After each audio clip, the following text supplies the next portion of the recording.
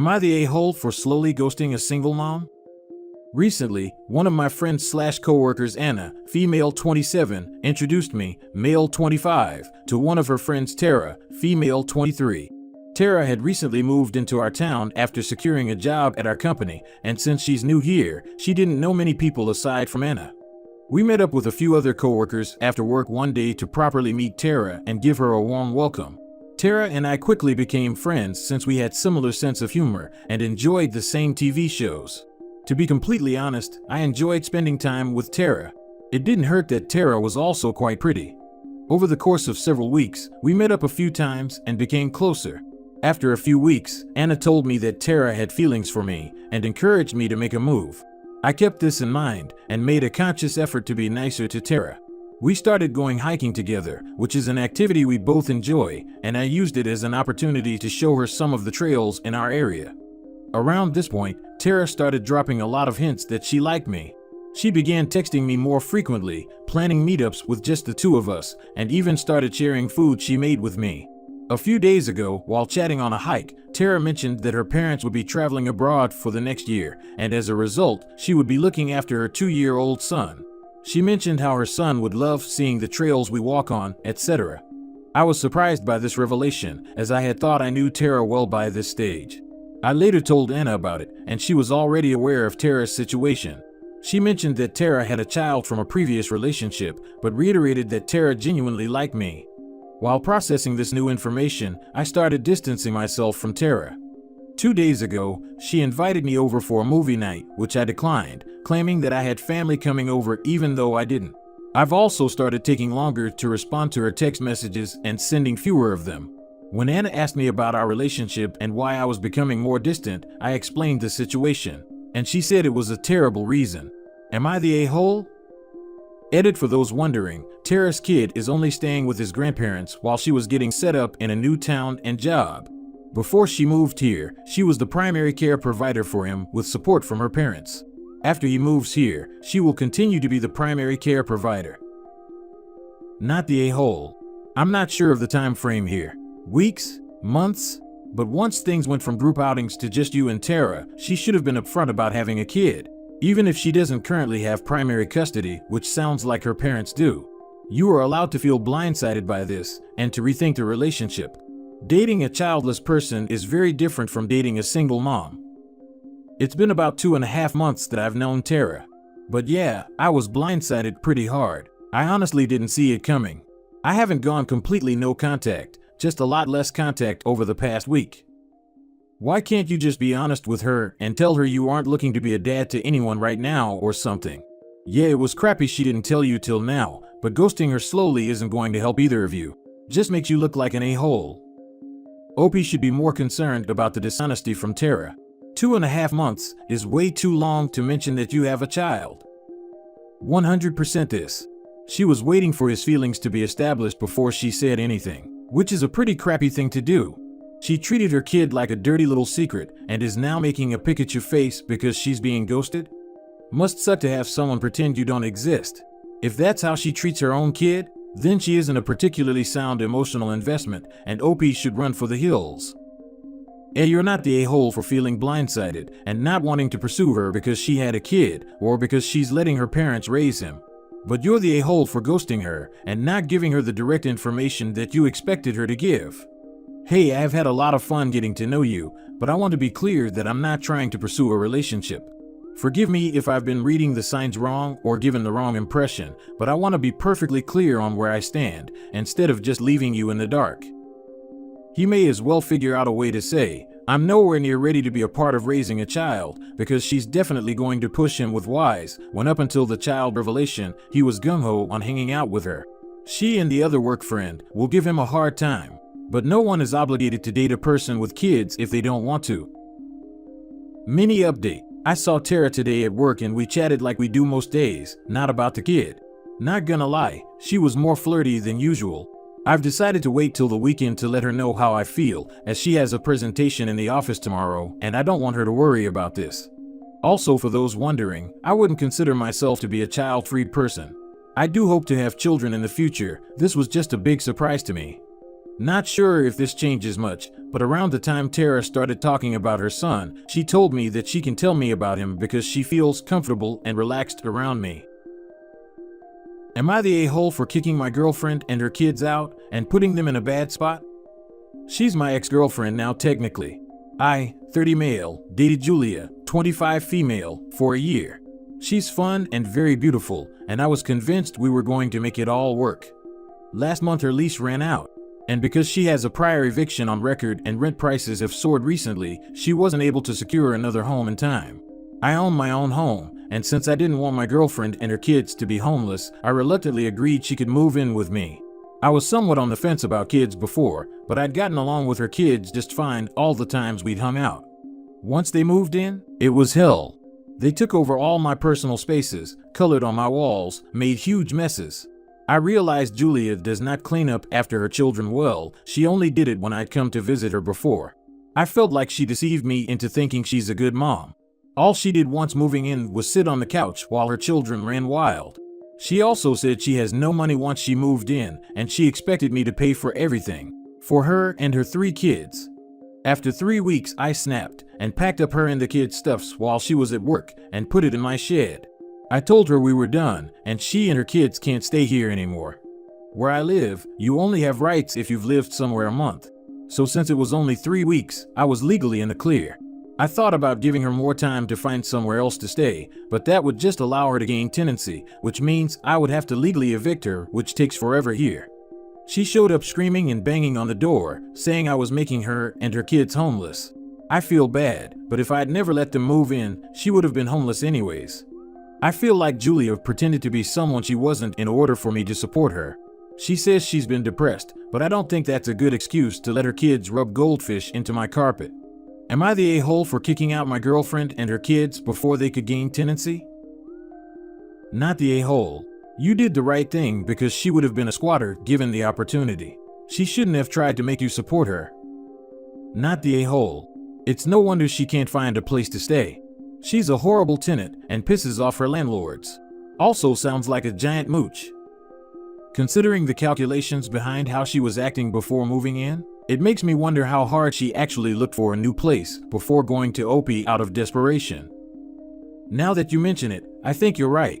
It was probably the plan from the start. Better pray you used contraceptives and they were effective. I for sure did use them. But honestly, I had a bicycle accident when I was a kid that messed up my nuts, so who knows if I can even make them. Not the a-hole, but moving forward, use better judgment. It's really not great to put kids through stuff like this. Though I in no way think that just because she has kids, you should set yourself on fire to keep them warm. If you're not sure about cohabitating with kids, spend a weekend crashing at a friend's place if they have kids. Or you should have gone overnight with Julia for a weekend before moving the crew into your place. It's fine to realize that kids aren't your scene, but there are better ways to know that before becoming part of their upheaval. I have learned my lesson. To be fair, these kids don't sound like they behaved like your average kids. They sound like they've been left with no discipline or oversight to run wild by their mother. Source: a parent to 2 kids who has her own lifelong battle with depression, but would never let my kids act that way, especially in someone else's home. Not the a-hole. I feel like a year is a long enough time to have gotten to know someone. I feel like she put a lot of effort into covering up her actual self. The fact that she's not taking care of or disciplining her kids is a big deal on its own.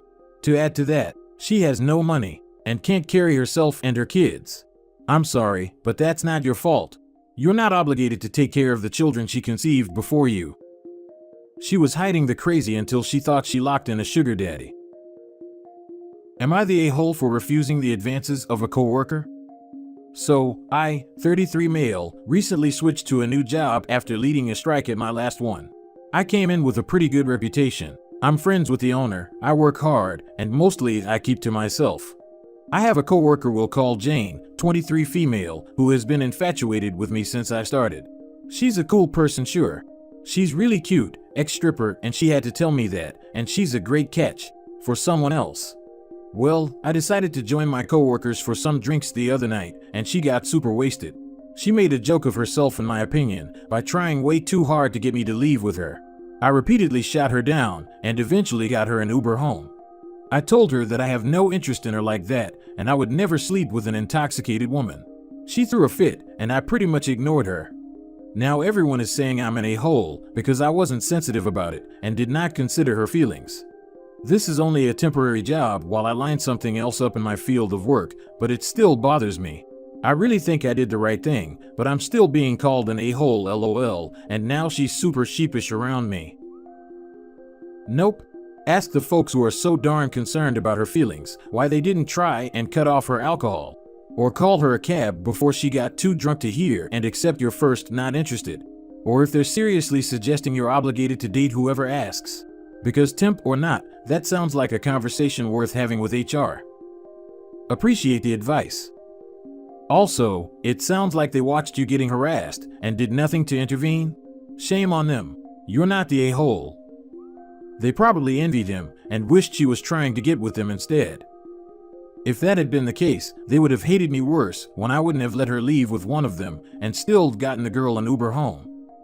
Not the a-hole. What did they expect you to do? I don't understand. I don't really either. I'm sitting here like, since when is the much older guy supposed to sleep with his much younger and intoxicated coworker to be politically correct?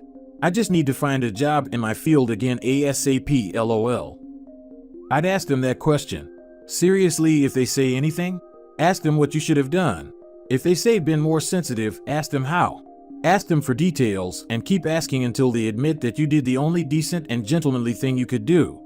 I might also ask them if they've told the coworker how out of line she was, and how they'd have approached it if you had been the drunk one trying to get her to sleep with you. These people need to pull their heads out of their behinds. I'd like to blame it on the age difference between my coworkers and I, but it's really not even that much. Most of these people are late 20s and early 30s. I think it's probably just because they don't have some weird new work romance to gossip about. Mini update. I called the owner of the company, who is a friend of mine, and told him about the situation. He asked me if I would like any of them fired. I told him it was not necessary. He's aware of the situation and has assured me that he wouldn't be firing me for not sleeping with a coworker. He's got me working on some solo projects for the next couple weeks until it dies down. Appreciate the advice from everyone. Am I the a-hole for not wanting to date a disabled girl? I, male 25, was on Hinge, and yesterday I matched with a girl, female 23. She was very nice and we seemed to have a lot in common. We even had the same intention of wanting an actual relationship. We talked almost all day yesterday except for a gap in the afternoon, and everything seemed to be going good. However, this morning she dropped a bomb on me that she had cerebral palsy. This was not featured anywhere on her profile at any point, so I was completely in the dark on this. I really didn't want this to be the reason not to pursue a relationship with a nice girl. However, I didn't really see how the relationship would work, as I didn't really see myself making adjustments in my lifestyle just to date someone with a disability such as hers. I wanted to be straight up and honest with her instead of just unmatching with her or ghosting her, which I felt that was the absolute rude way to go about this and that it was wrong. As a result, I told her that I didn't see a relationship really happening between us and that we could be friends instead.